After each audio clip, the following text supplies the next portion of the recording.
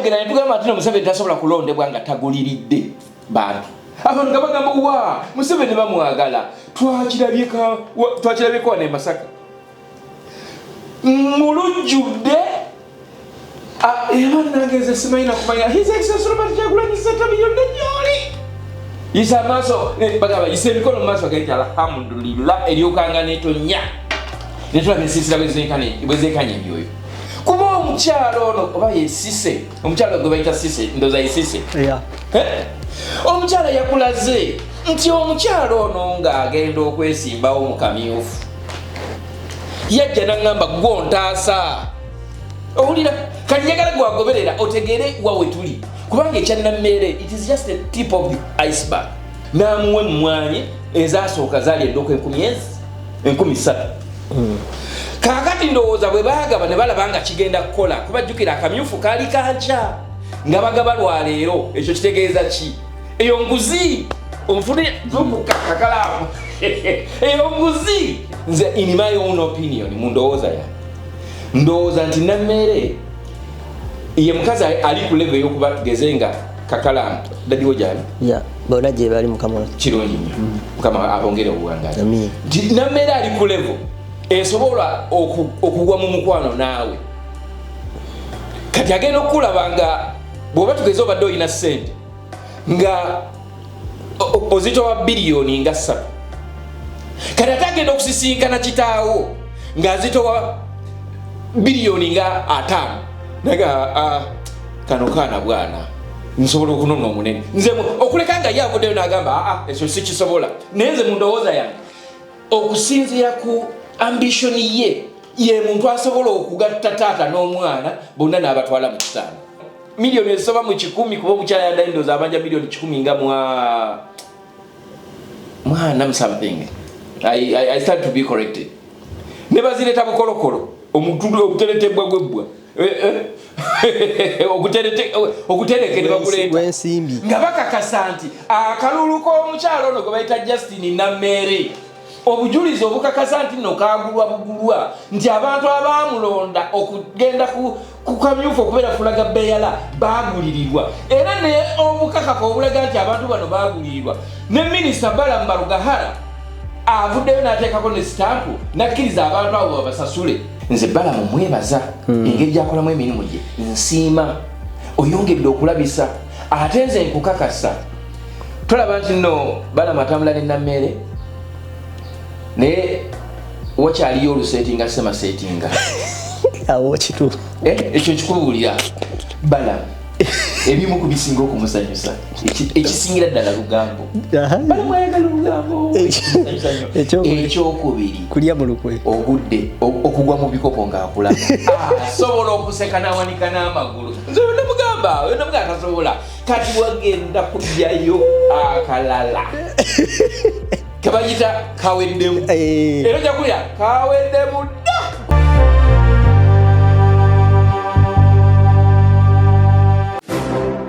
You are watching The Answer Channel,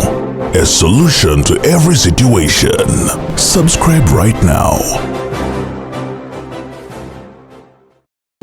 Oli Munnayuganda wangalira mu diaspora, America, Canada, Australia, UK oba Germany ng'okola emirimu 2-3 wabula nga tofuna kadde kawummula oba kwebaka naye nga tokyasobeddwa lwaki ssente z'olina ku akawunti yo tezeeyongerako? Toli wekka, bangi ku ffe twaveeka n'ebirooto eby'amaanyi wabula oluvannyuma ne twesanga nga tukolerera kusasula bills zokka. Tusuba okubeerako ne famire zaffe era nga tuwulira tetulina kye tuyinza kukola kukyusa mbeera eno wabula singa nkugamba nti waliwo enkola esinga eya franchise digital business ebaddewo okumala emyaka 5 mugumu mu nsi yonna esobola okuyamba okukolera ewantu wonna kasita obeera ne laptop oba essimu ssaako ne wifi nga okola n'omulimu gwo ate ekirungi nga teweetaaga bukugu bwonna bwa tekinologiya ng'ezimbiddwa okuyamba abajja ku kyeyonga ffe okwekolera ensimbi esasula obudde bwo wamu n'ebyo by'osobwa Diaspora tukutendeka ne tukuwabula ne ku buli mutendera ng'oyambibwako abantu ab'enjawulo abategeera gy'ova. Tetusuubiza mpewo wabula yeno sisitimu gy'osobola okutandika okuyiga leero. Bw'oba okoye okukola essaawa ennyingi nga teri kuwummula nga te tolina kyolaga kizivaamu, nyiga mu linki eyo wansi okumanya ebisingawo okuba ku simu ya Gerard Seguya oba gwe mumanyi nga Kakalamu The Answer ku +1647 821 8189 oba kyalina omutimbagano www.g-viepena.com. Kale tukwanirizaako nyena gy'osinzira okubate ng'otulaba ku mukutu bagwita The Answer Channel. Kasweti n'oli bulungi genda mu mukutu gwo gwa YouTube teekamu ekigambo DA lekawo space teekawo answer lekawo space teekawo channel ojja kuba osobola nnyo okubate ng'otufuna era nga ogezaako okubate nga tutambula ffenna. Kubiriza baganda bange bali wakati nga muli mu nsi muno mu North America, muli mu Europe, nga mu butuufu olina owulira ogenda ng'olina gy'olaga naye nga owulira you are not weekend mbadde ina abantu mbenjogera nabo ina mukwano gwange yafuna omulimu yasooka n'agusabirira bulungi nnyo we yagusabirira n'agufuna mu butuufu nga weeks ezo bangi lyasooka eryo nga ali very excited ng'agenda ng'awulira alyoke kuba omulimu environment nga tefuga very good environment. Then afuna obudde bwe obutuula ku simu n'akola ebintu bye nga tewali amutadde ku pressure, supervisor tabeera on site, then nakasete nga weekali right. Naye weekend yankubidde ku makya n'angamba I'm going, naye mpulira sikiwulira. Kati abantu bangi nnyo abali mu diaspora muno nga sigamba nti omulimu tegusasula, sigamba nti nno we bali waliwo abagobawo, naye nga balinga abalaba nti omulimu like space gye balimu, situation gye balimu, they are wasting a lot of time, they are consuming a lot of time with doing nothing. Because wano waliwo emirimu egimu nga olinga atakola naye ng'osasulwa, ng'olaba nogaane in this time singa nina kyenkoleramu, in this time nga wendi ku mulimu guno naye nga nina kyenkoleramu nga kiri productive nja kuba ndi okay. Beba abantu benjogera nabo. Waliwo abantu cause nange nali bwente we nabeeranga we nali ku radio nga sinafuna mulimu ku radio simbe nga mpulizanga nnyo abantu nga bakola Ivan Cheyuna. Ivan yamisinganga nnyo nga ayosa nnyo.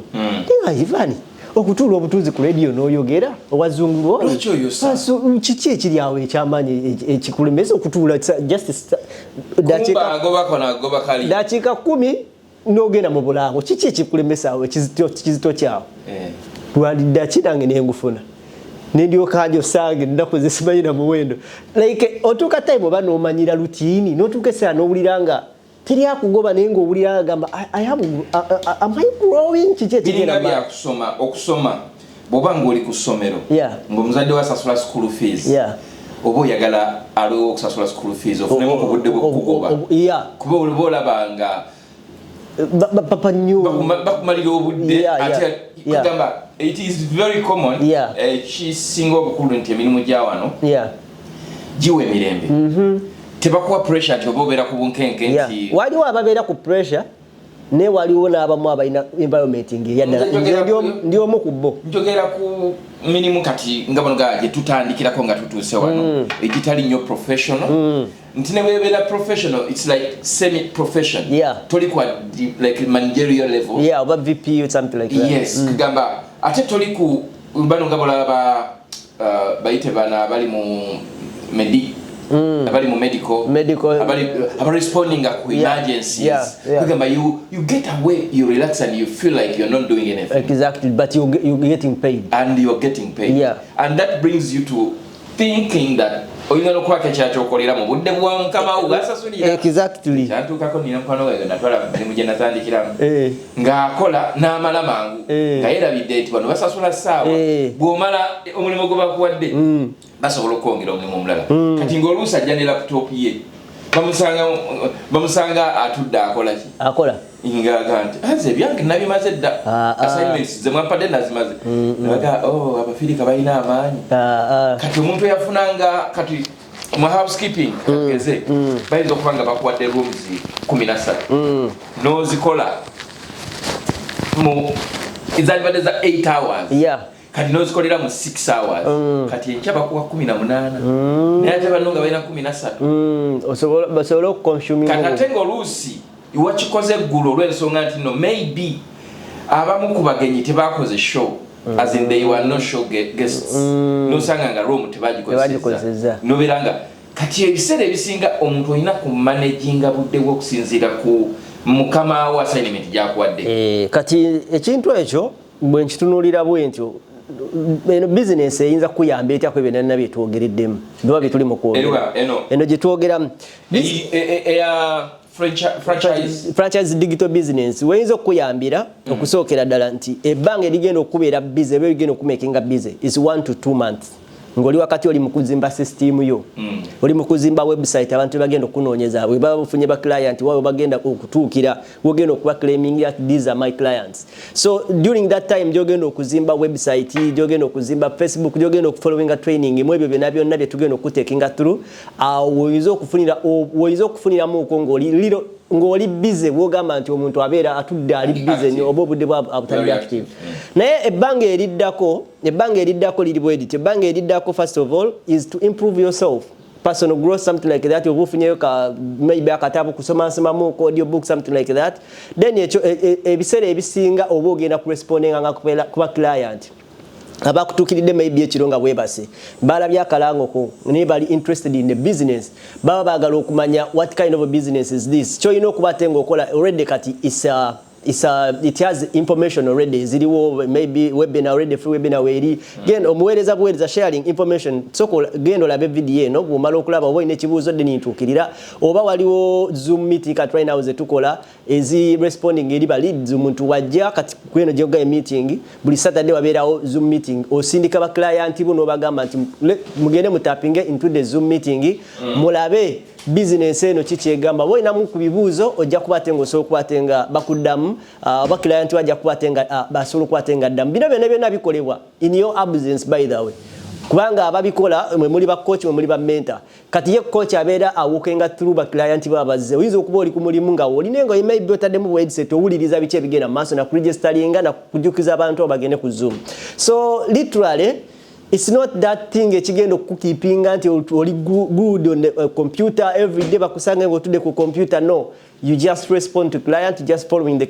to client aba bakutuukiridde you are just sharing information oli wakubiranga akubidde agamba ndabye akalango ku matovu naye njaga kunyera ku business uba tolina budde ebyaddalo jja mugamba nsobola okuddirako mu ssaawa 2 wakugamba nti yes wagamba nti yes ogamba okay kuba ndi ku busy kuba nabakimanyi nti guno sikukuyitinga mulimu it's not a get rich quick tandika mpola ng'ozimba alongside what you are doing cause kino kyokola kigenda fundinga kino tewali business etandika enkera n'ofunyawo results era sikusuubiza nti olunaabo tandika ng'ebirabo n'obisuula nange mwennyini I had 2 jobs before then now I'm working 1 job naye nkyakola nkyalina omulimu omulala cause guno gufundinga guno so nakino obwe kitewe kigenda obbeera obanga oli ready to learn genda bugenzi ku website yange eya www.g-bfn.com bw'omala ogendamu bajja kusaba wali ennamba y'essimu amanya go ne email address obiteekamu bajja kwa nokingira free webinar training omalubira ababula bangwe nawo tategedde namba yange simu still kweri nkubira twogere nja kuwokinga through bina bimaking sense ku side yo bijja kuwatenga bikola we bati making sense ku time eno si lutalo kyongezeeyo time eddako tuyinza okukwatagana right now n'abantu bengenda okukola nabo Zoom ninga nayogera nabo myezi ngene emabega ne bangamba this wasn't for me but right now it is making sense it's making sense to them so bwese wekijobera kwanirizaako nnyo mwami Matovu kasi bintu oli bulungi okwebaza wiiki ewedde tutalo lwali lw'amaanyi nnyo nakuteeka mu bintu ebitali bituufu nedda ebintu byotali teekeddwa naye nakikola olw'okulekayo archive nakikola olw'aku appreciating amaanyi go nakikola olw'aku appreciating yo energy gyewateekamu during that time era ebintu ebyo gyebiri birisigalayo n'abaana bo n'omwana walira abataata kiki yakola na kiki bantu kibe yakoleza kituufu birisigala mu byafaayo omwana wali noonya mwami Matovu Junior yali ki era alira abantu taata yatoba n'abaako omuyimbi gwa creating omuyimbi n'afuuka ensonga naye teyasasulwa naye at least taata yalagayo obumu ate teyawoolera kyekikozesa ebintu ng'ebyo si lutalo tujja kumalayo gundi naye njagala nsooke neebaze president wange his excellence Robert Kyagulanyi Ssentamu webale nnyo webale ddala amapeesa gonyiga eyo gy'otudde tukakasiza ddala mu butuufu twali tetulina opposition nze kino nkikugamba ebbanga lyonna lye tubadde mu Uganda nga tufuna abavuganya Museveni nkukakasa tubadde tetulina opposition it is right now those are key leaders nga bo bebera bali serious naye bano ba political players balina obuzibu I think message yali musajja mulungi nnyo what the fuck kwendi tobaddeko sibaddeko wakiri obadde ompiiking naye mulekani kati kyengamba nti bw'otunuulira ebigenda mu maaso mu Uganda amaanyi ge bateeka ku NUP tewaliwo kibiina kya byabufuzi kirala kyonna nze okuva mu 96 wengambira ati nno kwe kulonda okusooka nga basemwogerere ate semwogerere yali w'amaanyi nnyo mu central mu north ne mu west ne mu east nga semwogerere actually mu bululu bwa 96 semwogerere yakuba mu 7 mu northern part of Uganda West Nile region nga mu 7 bwafunayo obululu 15 semwogerere abeera n'obululu 10 azinga bano gamba nti percentage wise semwogerere alina districts ze yakuba mu 7 n'atafunayo na bululu buwera bululu 10 era abaanyi bagateeka nnyo mu bitundu by'engulu goloza nti jenosalo okugamba nti naagenda kampinga ngulu nti it was just for luxury. It was a strategic political move agende engulu eyo yongera kyewandiisa bakita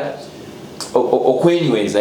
okwongera okunyweza emirandira gy'abasajja abo mu Uganda yonna. Era ojja kwesanga nga kati eyo paguzeeguze y'ettaka eyo lingi nnyo mu bitundu by'engulu eyo ggulu wawawawa ojja kwesanga ngaera nga bwe kiri nti mu Buganda Sale kati ayinza okuba y'omu kubasinza ettaka. Ojja kwesanga nga ne mu bitundu by'eggulu eyo wadde ng'ettaka ly'abantu beeyo lyabeeranga lya communal land nga they don't sell. Naye ojja kwesanga nga kati waliwo introduction ey'okuteekayo abantu bafune ebyapa. Kiki ekikireetedde ekyo kubanga Museveni wanted to kuwangula emitima gyabwe. Olutalo lwa Konyi olwali genuine nga Konyi alwanyisa basajja abo abaali batta abantu lwakyuka ne lufuuka political. Museveni n'alukozesanga political capital okusobola okulimbirako abasajja abazungu okumuwa ssente mbwe alwanyise Konyi nga bo bennyini bakola ebikolobero ku bannayuganda nga bye baakolanga e Luweero. Eyo video nabagala nti eri ku YouTube bagiteekayo 2014 mugende munoonye gye bayita brilliant genocide era president waffe yagitugamba mu kalulu ndooza kaali ka 2021 nagenda nze nafuna omukisa nengenda ku YouTube teri atasobola kati nga bolaba olabira program yaffe eno gweteekamu the brilliant genocide abasajja be bayinterviewinga mulimu Jeno Kaindo Tafiire mwalimu Pecos Kutesa nakati akyali Majiga Museveni y'omu ku basajja kansuubira nti gwe njogedde mutuufu naye ndowooza ye naye y'omu ku basajja abakkiriza nti amagye ga gavumenti ya Uganda gakola ebikolwa eby'ekitujju ku bantu b'eggulu omuli abasajja okwekakatika ku basajja bannaabwe. Olaba ebintu bye bakola abaana aba NUP babawambye ne babateeka mu makomera abalenzo basiyaga ebyo bintu babadde babikozesa ndowooza bayinza okubanga balinamu oba ekizimuzimu kyebakozesa ebintu ebyo babikola mu mambuka. Noonya kye bayita the brilliant genocide olabe video eyo olabe documentary eyo erimu abasajja nga Olalo Tunu nga boogera mulimu Nobert Mao kati President Museveni yamuwa obwa Minister of Justice and Constitutional Affairs boogera truthfully Besigye mulimu abalala Adonia Tiberondwa n'abalala bakolanga muyiweni abalala bali mugundi mu nsi z'ebweru naye nga boogera ddala olutalo lw'eggulu lwali lutya. Museveni yali alina okuwangula emitima gy'abantu ab'eggulu nga bamaze okuteekawo embeera eraga nti Konyi bamulwanyisizza ne bamufulumya Uganda ne batandika this is your time for you to eat. You have suffered a lot. Nenga omuntu abataddeko suffering ate y'omu yatandise okubasiisiriza bagamba I'm here, I'm nursing your wounds. Oba okitegeera. So genocide okugenda eggulu eyo ekimu ku operation ezamutwalayo kuwangula mitima gy'abantu basobole okuwagira gavumenti. Mbadde nkulaga nti bo aba opposition ababaddewo after Semwogerere before Semwogerere there was that genuine opposition. Semwogerere yali alina a genuine opposition nga people support you on principle si kuba nti wabaguze. Naye kati olunaku olwaleero opposition eriwo olwaleero osanga nga aba opposition balina appointment okulaba president aba financing basobole okumuopposinga obulungi. ekyo badde okimanyi kyovola nti no bano abasajja bamukaako all of a sudden basobola okweyuula ng'omuntu abadde nga ajjira ku booda nga talina kyatunze nti oba atunze kyabugagga kye nowesanga enkeera nga akyusiza odrop amasuuti ayambala mapya emmotoka epakinze wali banne bonna babowa bano bakinaani ono Mike Mabike n'abalala nga bonna obulamu bukyuse all of a sudden naye nga tewali n'omu alina kyatunze oba kyasinze oba ng'afunye looni ne bikyuka ng'amaanyi gaabwe gakulwanyisa Kyagulanyi nebasa His Excellency Robert Kyagulanyi Ssentamu nti amidst all those challenges asobodde okuyimirirawo asobodde okuzibula bannayuganda amaaso omwana kati ne bwabeera wa P1 nyina akaana ke nalabye ku program ya Bizondo akaana yakatute wa mama Betty Namboze bakireke naye nga mwana muto yagambye bamuwangudde olw'ensonga nti teyagabye sweeti naganze sola gaba sweeti fa Bobi Wine tetugaba sweeti nyo ne yagambye mbwazifu tebamununangako okitegeera mwana muto naye akimanyi kati eggwanga yaffe lizimbiddwa ku bya mpa nkuwe era nkakasa nti His Excellency Robert Kyagulanyi Ssentamu bw'ayingira Entebbe n'akwata Entebbe ya Uganda ndowooza nga bino bye tuli wano kakalamu nti nno tukola bye tukola wano naye nga bakusasula awa biyinza okutuuka e Uganda so sino byagamba nti amaze emyezi 3 tayingira mu palamenti naye omusaala miliyoni 3 plus zigenda ku account ebyo tebijja kubeera mu Uganda you must account for every money you are paid nga sente zibakusasula okusinzira ku ebyo byokoze eggwanga lyaffe lisobole okukula lwaki mwebazizza gundi Anita Amongi tali nyankoyadde mu parliament ne center naye asasulwa omusaala gugendayo ku account ye ne mu parliament tagendayo omukyalo ono gwe bayita Rebecca ayitwala Kadaga tatula mu parliament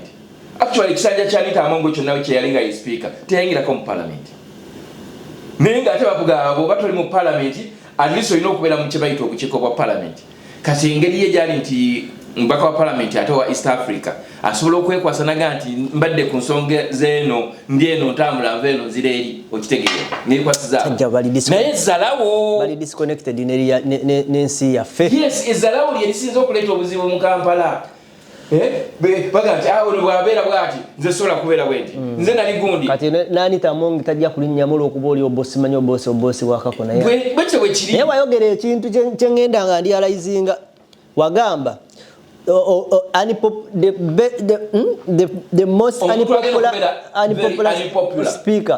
speaker ya boss bamuganye mirundi emeka gy'omuwulira nga bamwogerako bamuzize ne bw'alabikako abanga akaaba abanga atali ye obosi ayitibwa ku mukolo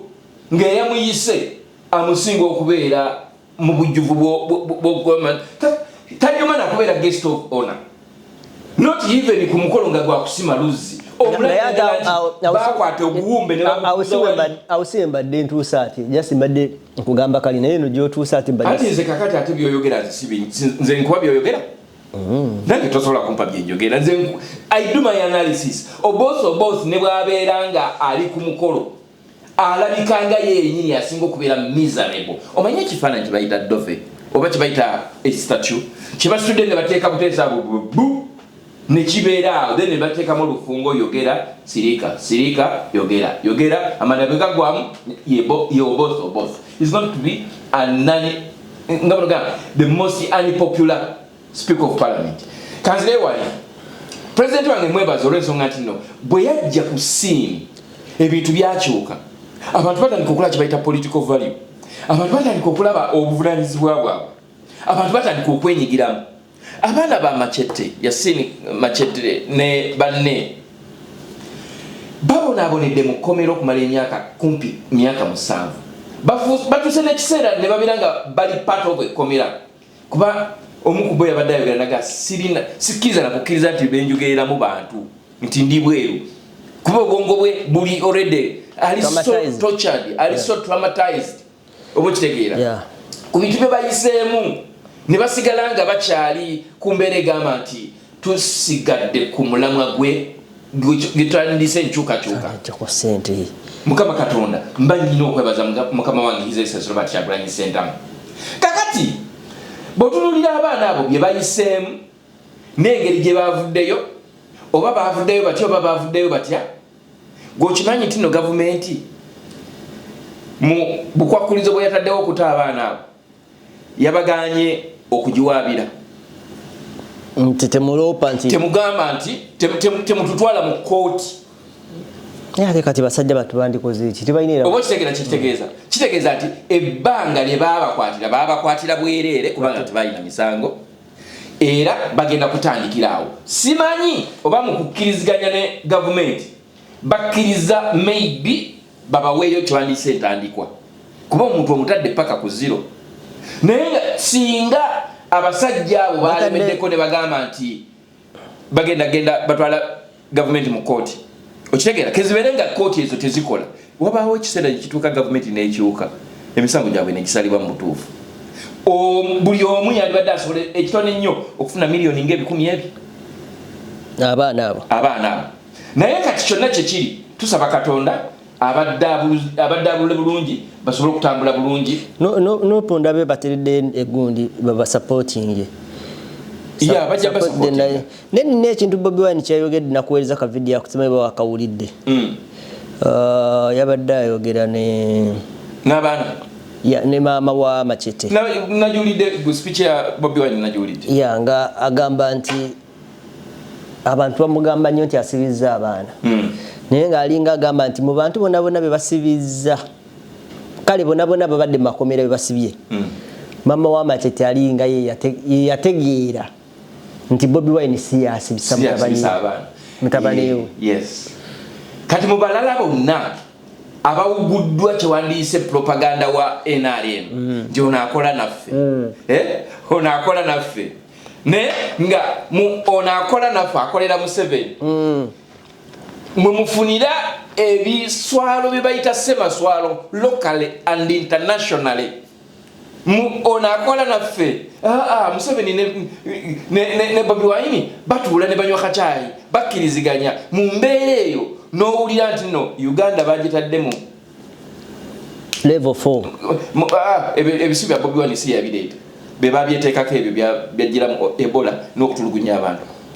Nti Uganda bagitadde ku nninga ennyonnyolere okutyoboola eddembe ly'abantu. UN.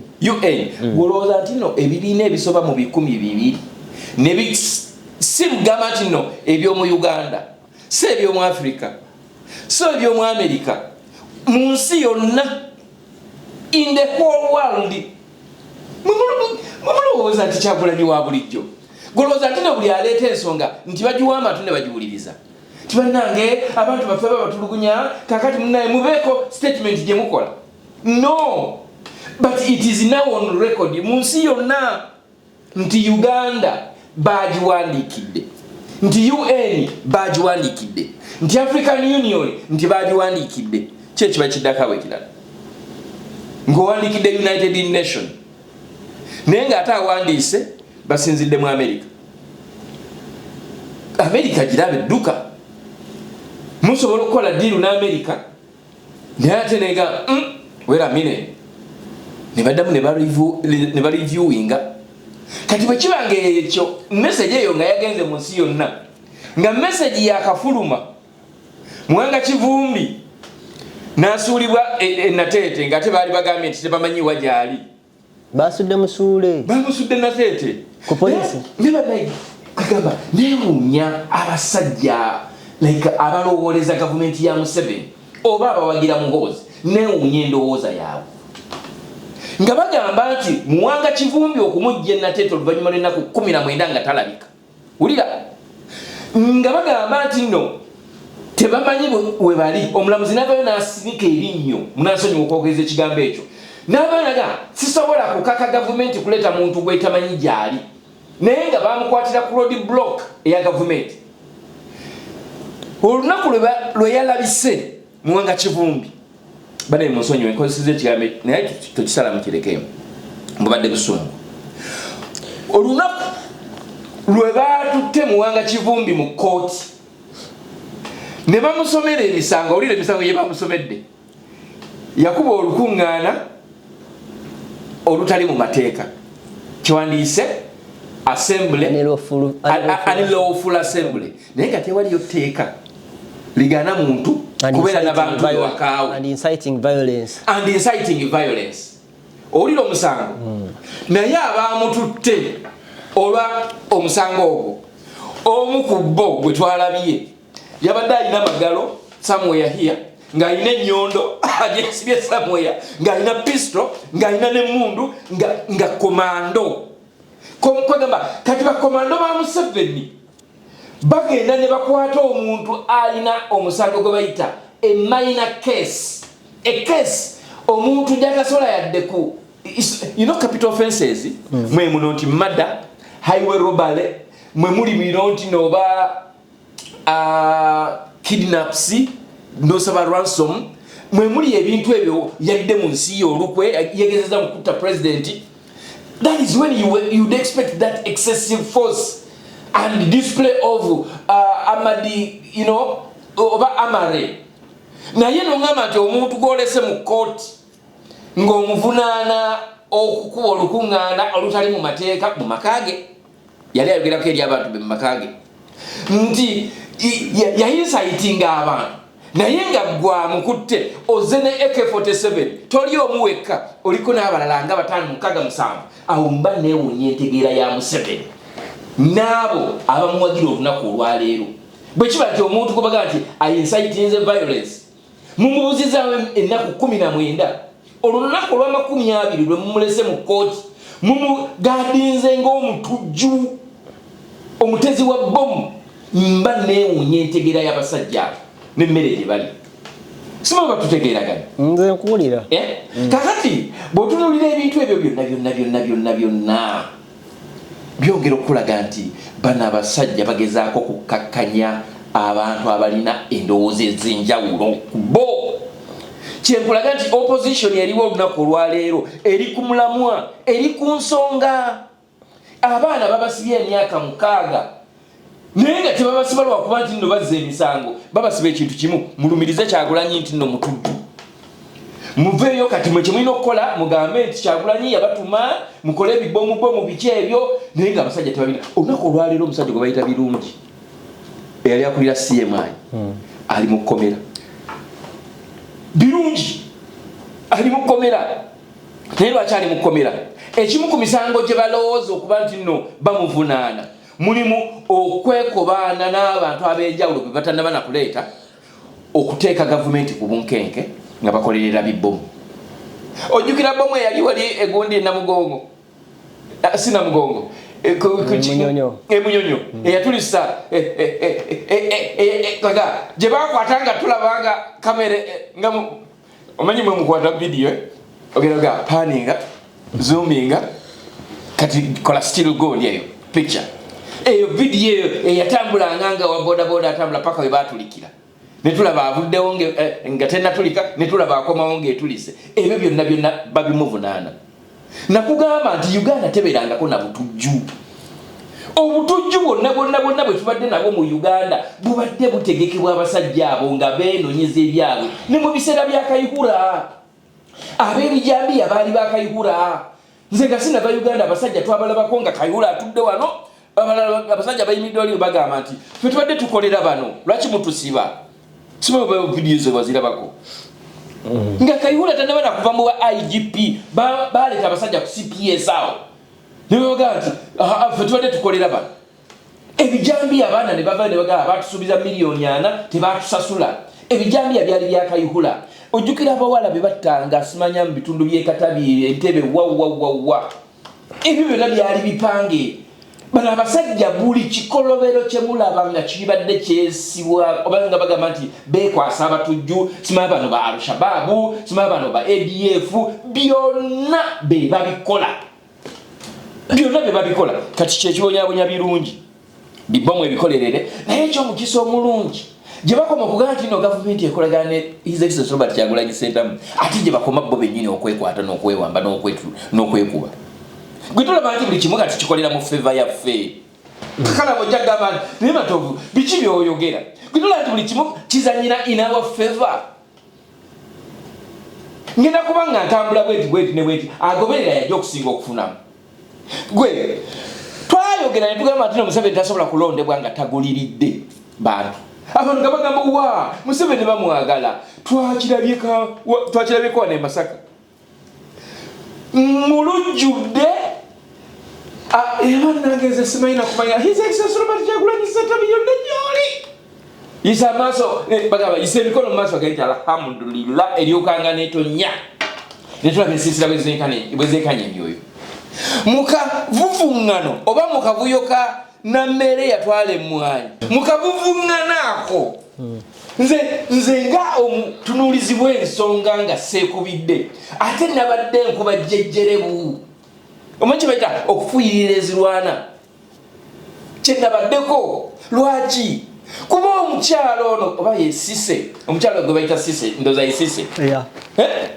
omukyalo yakulaze nti omukyalo ono ng'agenda okwesimbawo mu kamyufu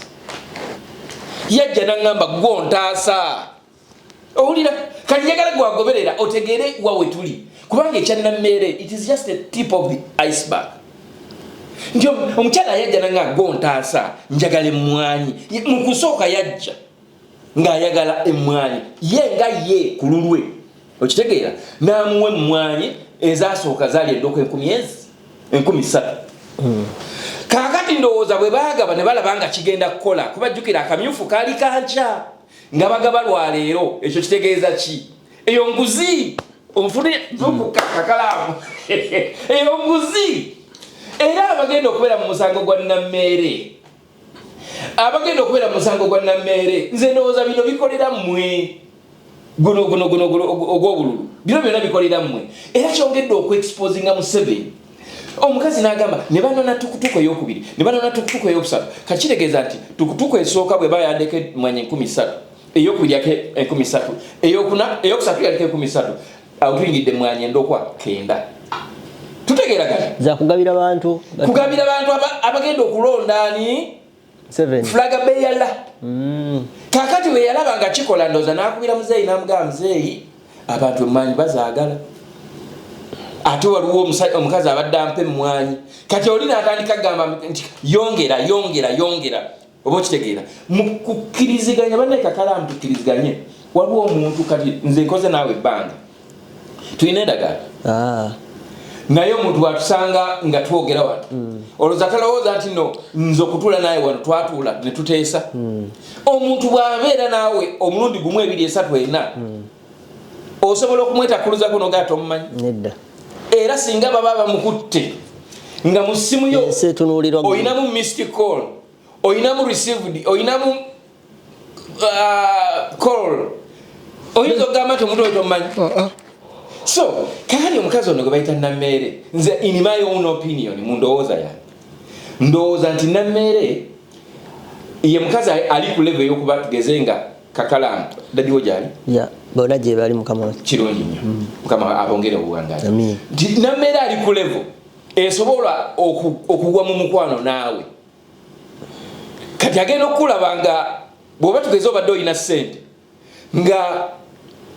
ozitowa biliyoni nga 3 kati ate agenda okusisinkana kitaawo ng'azitowa biliyoni nga 5 naga kano kaana bwana nsobola okunona omunene nze okuleka nga ye avuddeyo n'agamba ekyo si kisobola naye nze mu ndowooza yange okusinziira ku ambition ye muntu asobola okugatta taata n'omwana bonna n'abatwala mu kitanda oyo mukazi ate mulungi nnyo mu kwegaana ate mulungi nnyo mu kulimba ate mulungi nnyo mu kuwaayiriza so kati omukazi oyo bw'akuwa engeri y'omukyalo ono gyetandika okujja okunonamu emmwanyi nga tasasuddwa n'atandika okubanja najja mu media najja ku social media ne bakwata abaana aba social media ne babateeka mu makomera era nze ng'abamu abapoliisi n'abagundi bano abalamuzi mwandibadde mulabira ku mukyalo bayita Anita Amongo bwe temusobodde kumuyigirako mukimanyi nti ebintu bikyuka enkya nammere bukyanga si minisita mugenda kukikola muti nga bukedde nga si minisita mba mugenda kukikola muti abamukubiranga akasimu maama kati tukoze tutya nga bw'omukubira essimu akujjako bujja obanga enamba yo yagiblockinga oba ogenda kukola otya ng'olwedde eno wasibye omwana w'abaana basibye abaana naye ng'ekibasibya kuwa platform kati nganze bwenzija nenjogera muntu oli abanja kati Balamu bwe bagenda e Masaka omukyala n'afuna omukisa n'ayogera ensonga ze Balamu nga boluga kigwa leero n'akimala ne bakwata ssente akataako ke kasinza okunyumira nti Balamu yayogedde era Lawudi n'ayogera ne State House Comptroller naga abantu bano basasule enkya omanye ekyo kitegeeza nti Balamu yakubye essimu nti musasule abantu bano enkya ne batagenda gamba nti no sente bazitutte mu banka ne bagenda oba bazijje mu banka obu Uganda oba bazijje wa Museveni lwakitula nalabye bw'etaano milioni ezisoba mu 10 kuba omukyala yaddaindoza abanja milioni 10 nga mwana something I start to be corrected ne bazireta bukolokolo omutundu obuteretebwa gwebwa okutereke ne bakuleta nga bakakasa nti akalulu k'omukyalo ono gwe bayita Justin Nammere obujulizi obukakasa nti nno kagulwa bugulwa nti abantu abamulonda okugenda ku kamyufu okubeera fulaga beyala bagulirirwa era ne obukakaka obulaga nti abantu bano bagulirirwa ne minisita Balamu Barugahara avuddeyo n'ateekako ne sitampu nakkiriza abantu abo babasasule nga minisita kiki yandikoze zomanyize nsooka nenkoleka n'ogwayo okitegeera nsooka n'okoleka n'ogwayo nga tokyasobola kwesiimula n'endyoka nzija nekola kibayita okuttaanya nga minisita kiyandikoze engeri gyakitegedde nti mwalimu okugulirira abalonzi yandibadde agamba nti ensonga zammwe tugenda kuzituulamu wali ebbali ne ziva mu kakamera kano ontegeera ate Balamu siwaakolera ati kakati ye Balamu ono w'ebivulu ye Balamu ali mu minisita ontegeera yayagala era akyaswaza bangi ate yalumye ne kitaawe bamulanga nkugambye akyaswaza bangi era buli Balamu gyagenda bw'obanga okimanyi nti nno obadde otaddewo emiziziko mpozi mugenda mukuba masasi bwe mbadde mukuba masasi akyabaswaza era ne intelligence alina kati Balamu agenda okujja Balamu ayagala olugambo kyobula nti Balamu mukwano gwo lunaku lumu bwe baali balumba amaka ga Brian White twali mu motoka ne Balamu bwana yali nani nyina gwe nali twali nabaawo n'abamawulire biseera ebyo nga gutusaza mukabu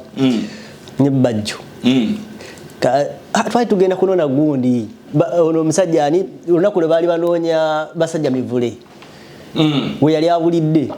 twagenda nze Balamu ne Bajjo aluka ablukire egundi we yali abulidde kasanga kyawo anti batuke sira semenga bamugayimbu ba Museveni we yali amunoonya n'abula nga bamunoonya kati ngeno dirwe ekutuse nga bamunoonya omwa sente nga omusajja kukazigo nga taliyo twagende kasangati abo nasokola bire byebugaga bya Balamu ebiri okukona ku kiraawo yagendanga na konkonanga ebikomera nayingira ekikomera ga wano wange halo mulioketi ya mumayira ndodi wa wano tya yenze ngayateeka yoda basema bagundi ya nga byabugaga bingi nyo era yali atugambanga nyo n'omusirikale yali abakuma Bajjo namuga oyina okufuna yo wakirika poloti akukubiriza nnyo okubeera n'ebyo obugagga naye nga akuba essimu eno bagenda kutwala gundi Brian White bagenda kugira nga wabeera ku koole eno ayina bbiri eno gwerinda ko wuliro ono kyagamba kati nga akuleka eno ku Lawudi kati je tugenda kasajja tukatwala leero nga leero mukedde bukezi nti kasajja kati nga nono atawulira kati banna kati nga ndowooza owulidde kati nga yogera olunyankole olusi ebimisi bitegeera nga yogera n'abasajja nga banyankole ninga ali connected nnyo ebintu ebisanyusa Balamu mu bulamu bwe nga bw'ogamba nti Bajjo kyekisinga omusanyusa kati ebiseera bye twabeeranga naye kali mutambuza ddembe yagamba embizi yagivaako anti ebiseera ebyo embizi nebbiya byamuwoomeranga nnyo nendoza kati abakyala bamunyumira alabika sita alinawo figa simbi alabika bulungi asoma wegero oluzungu kati sawa no baja sola no kusanga minister namga nayo labasanga ejira mu biseera ebyo giyandisizange mtamuza debizi ya kalekerekere n'amasubi sirigejja bajjo yebo ekirungi kye bwaba ina kyayagala kati omuntu asinga okubonyabonya baja alyoko balamu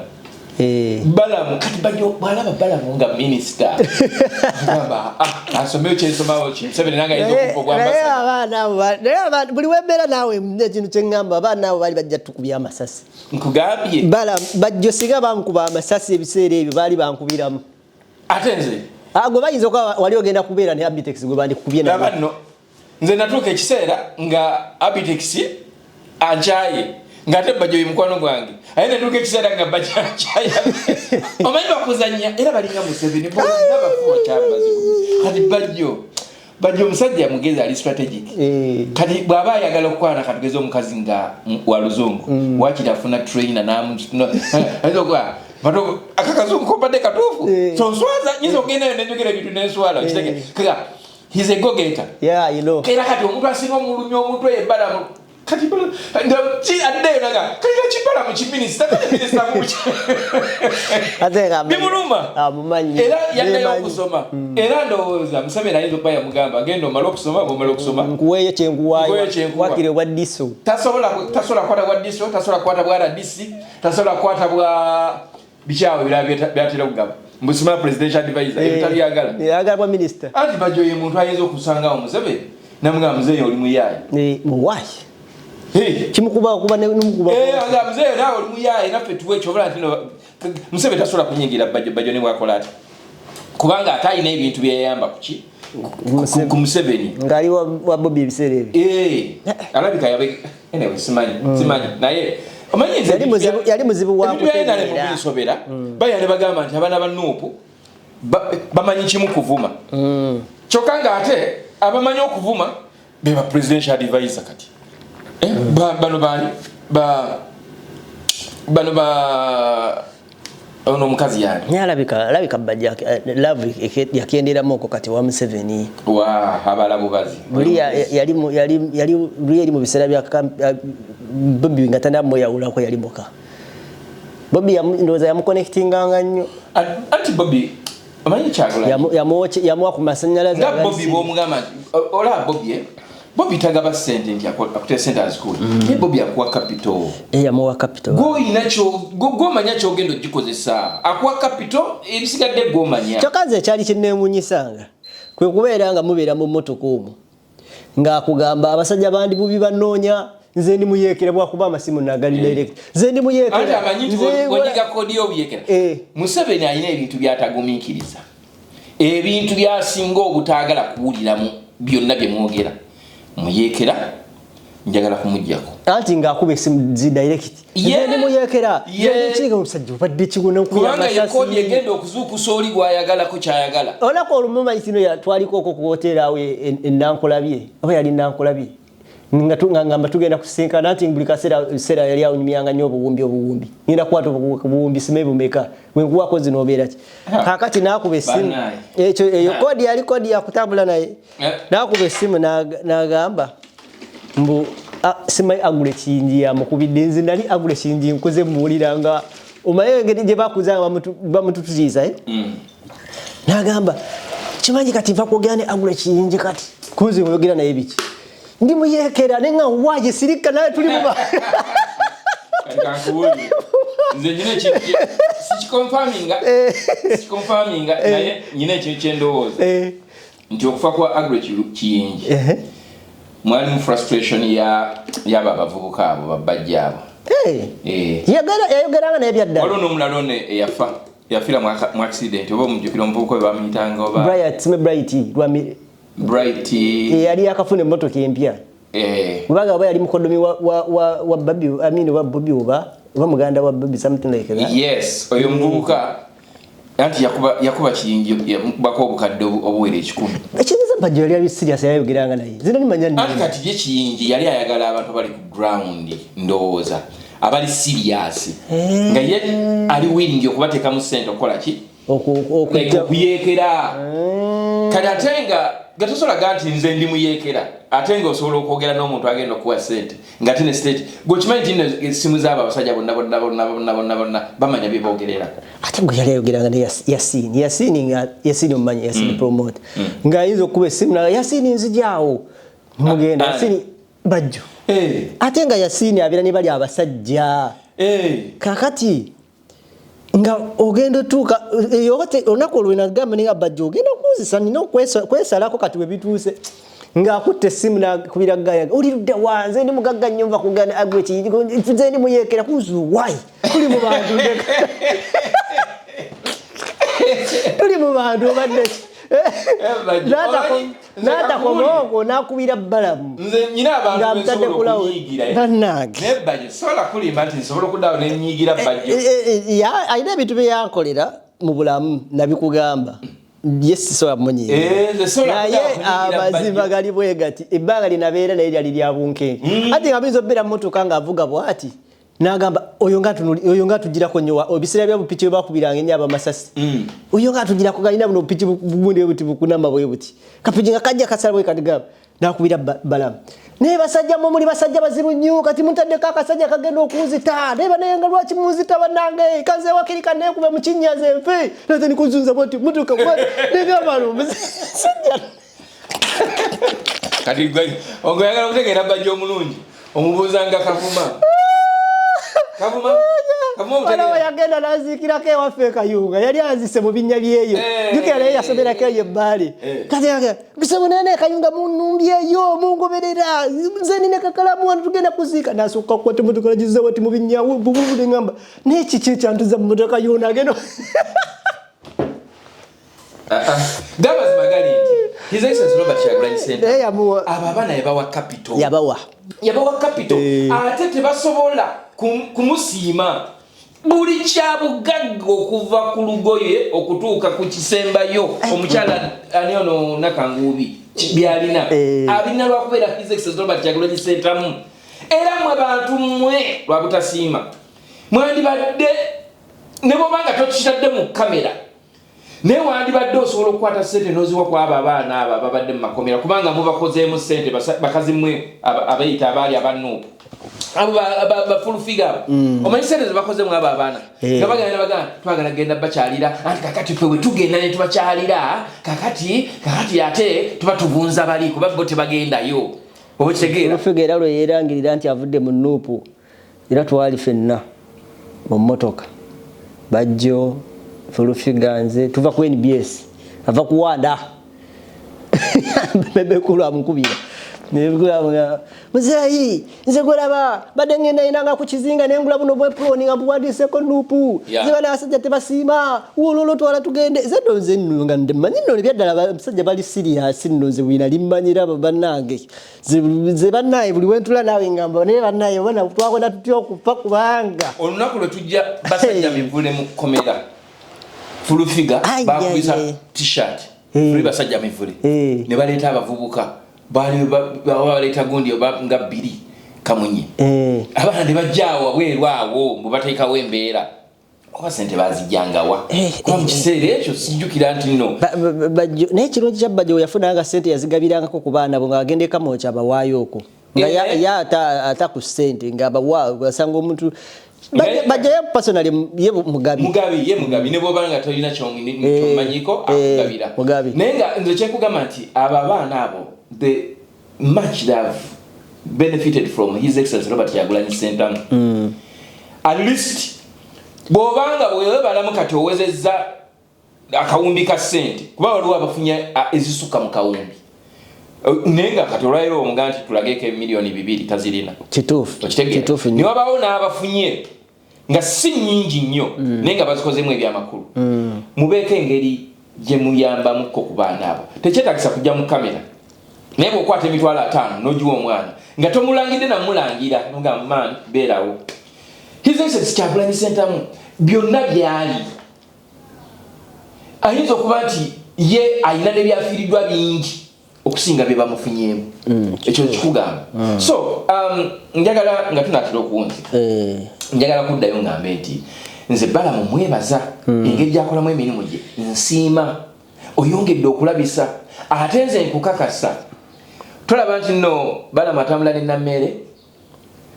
naye wakyaliyo olusetinga semasetinga awo kituufu ekyo kikubulira oba sekyo eyefula omugezi ne bagera omusetinga omanyi waliwo omuntu agamba nti bansetinze akakazi oyo omukazi Justin Nammere toddamu kwasamira bantu mbu waliwo abamusponsoringa nedda business yaliwo yakuyamba n'oyagala omubba ate kati ndaba stories nyingi ez'abantu abavayo nga bagamba nti nange mubbanga bweti yanzibako kino ono yamubbako kino oli nyina era omulala gwe nalabye ng'agamba nti baali bamuleetedde businessman y'okusupplyinga biki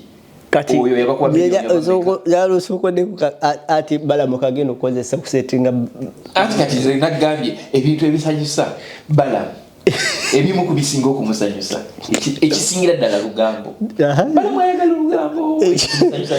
ekyokubiri kulya mu lukwe ogudde okugwa mu bikopo ng'akulaba asobola okuseka n'awanika n'amagulu nze wena tasobola kati wagenda kujjayo akalala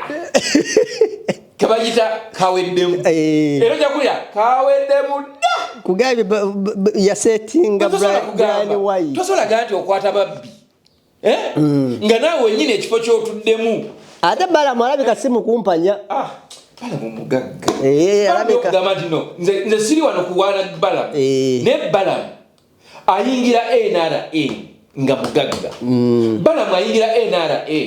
nga yalaga muzeeyi nti muzeeyi wano bakubba muzeeyi bano abakugamba mbu sima bagenda kuleeta ebyuma nze nyina ebyuma ngenda kuwa ebyuma okole campaign lowooza ku birala eby'ebyuma biveeko n'osasula ng'omaze okuwangula ekyo wali okisanzeewo nga buli muntu yesu ng'agamba nti nze ngenda okuleeta sima ebyuma babiyita bikyano drive ndete drive ndete stage kati Balama alina seti z'ebyuma ndowooza nga 5 okitegeera asobola okukola campaign za muzeeyi zonna mu lunaku lumu nga banogaa nti alina campaigns 3 yonna n'ateekayo seti y'ebyuma nga waliyo ba technicians buli kimu nga kyogera kakati gwe aleeta proposal ogenda kupangiza osobola okompitinga naye tosobola musajja alina sente alina radio mugundi eno wa 40 Masindi Sudan ayinayo business z'endali z'amaanyi in fact ze newunya n'okwewunya abantu abagagga kati ngaabo ebintu bye bakola birala nnyo seeyo simanyi omulusi mu luguubo oba kiki simanyi naye agenda setinga Nammere agenda in fact ayinza n'okuba si yagenda omusetinga tolaba nti Nammere yefula omugezi agenda ddugwamu kati Nammere yageze n'akola ensobi n'agamba nti atwala ono omukazi ate mu kooti anti kati buli abadde kati Nammere alina linnya yoyinza oga nti adifendinga nga bwe bajjayo byewandiise byabadde akola ng'agenda ne ku live n'avuma abantu nze gaye nalabye nga nalabye Balama ng'amaliriza muwala wa Sempijja ng'akutte Sempijja mbu asengula ebyalo ebyo okwo kwonna era singa waliwo nejjajja yandibudde mu Sempijja yandigeze ku taata wa Sempijja kubanga totakibe nga tonnakikenya nusu kati ate Kasola alabika eri aseesa bagenda omwezanya CDK tolaba ti yefuula mbuye n'ofisi bayiro kyavu agenda kutya kubulire ojjukira okweŋŋamba kulira bwenkola kino ngenda kugamba abantu bateeke mu comment section yawo ngenda kwogera wali omukyala yali kusimanga muzeeyi kati ndi wano abantu baagala kwogerako naawe nga bwe yeemoola ndowooza okutegere mpulira tomwogera njagala bamuteeke mu gundi olwaleero ali luddawo nga maama yali mata olwensi yayimba kati obuyimba naffe twaliwo twalyako bye twalya naye akyaliyo mulamu okimanyi nti gyali mulamu kakati ate ono ye tannatuuka kweyo levo kubanga ate oyo omukyala ye bambi yali mukakkamu era abamuleetangako entalo beba abamuteekangako ekibuli naye ate ono yakulaga nti nze ndi wa kibuli nze byange biggwa kakati Piero yu ajja jiyingira lwampaka ayita agenda jiyingira lwakuba nti alina kyabagattako agenda jiyingira lwakuba nti ayagala okulaga nti ali royo naye nga bwajayingira bonna bagamba mukireke kijje omusajja yagamba yali Kabanda ngono tannaba kufuuka minisita bwe bamukwata ne bamuteeka mu guuni mu drone mbu they danced her Kabanda bwe yatugamba ku guuni they danced you Kabanda bwe yatugamba kakati we are looking at a minister who has danced in the drone who is suing someone okwonona erinnya lye tugenda kunyumirwa ekisanga ekyo njagala kusiibula wano nsaasira nnyo omusajja gwe bayita retired Colonel Kizza Besigye byonna by'oyita Mukama Katonda akusaasire oyinza okuba nga tewasobodde oba tojja kusobola kulaba ku Uganda gy'obadde otakabanira ennyo naye eggwanga lirisigala nga likujjukira era lirisigala nga likulowoozaako ng'omuntu eyagezaako mu mbeera yonna gye wagerezaamuko tugamba struggle yo y'amaanyi Elias Lukwago tukusaasira yonna gy'oli muganda waffe Muwanga Kivumbi mikwano gyaffe bano Alex Waiswa Mufumbiro mukwano gwange Akiro Kivumbi Edi Mutwe n'abalamu enna abaana ba National Unity Platform mukkirize mugaane amaanyi gammwe your resilience is paying off and someday tugenda kufuna kye tuyita justice whether Museveni wants or not ne bw'anaabanga afudde abaliddawo balisasulira ebikolero bya kitaawe. Alright, kulakutula n'ensi yange Uganda takumira mpira bankumire. Bye bye.